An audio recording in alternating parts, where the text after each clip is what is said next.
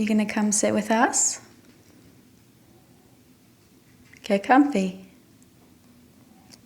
Good girl. Now that we're comfortable, I want to talk about something that is highly overlooked, very important, and something that all of us have in common, and that's how we breathe. Many of us breathe improperly with a reverse breath pattern. And whether we know it or not, this can wreak havoc to our lives and our bodies.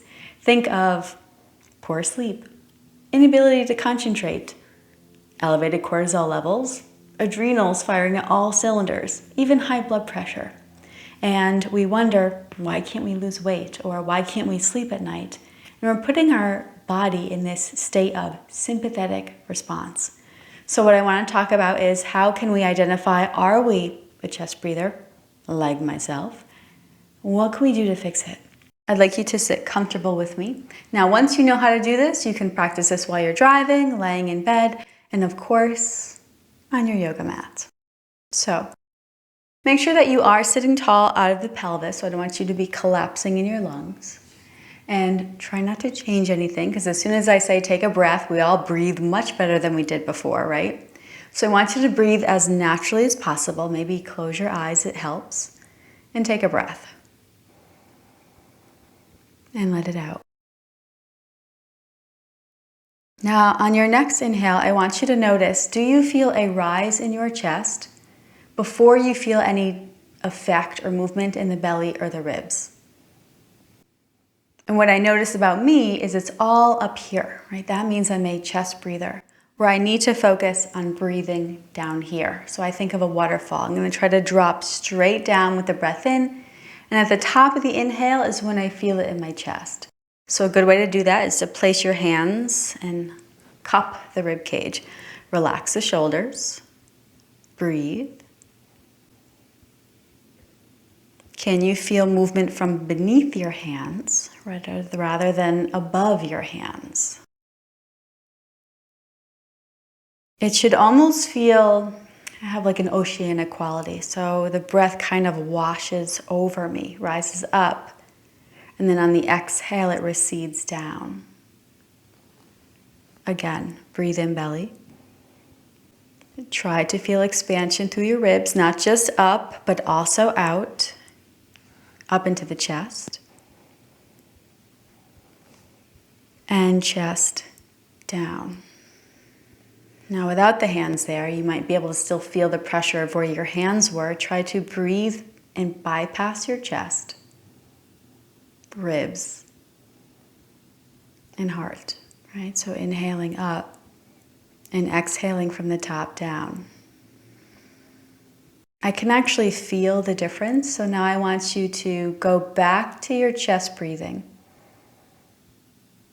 And notice, does it feel different? There's nothing calm about it. And then I can drop in belly, ribs, and chest. If you struggled with that, that is okay. But we can work on directing the flow of breath. So you need to practice.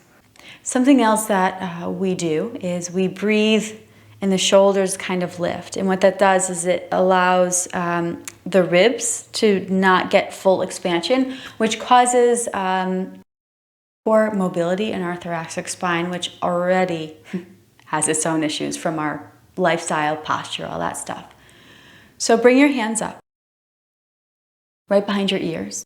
And I want you to focus on gently pushing your shoulders down and take your breath. Drop into the belly. And really try to push out into your ribs as you gently push the shoulders down. I could get uncomfortably full to the back and sides of my lungs that I didn't experience before. And if you're really mindful, at the top of the inhale, do you feel any sensation in the right side of your neck? The back of your neck, right? So right back here.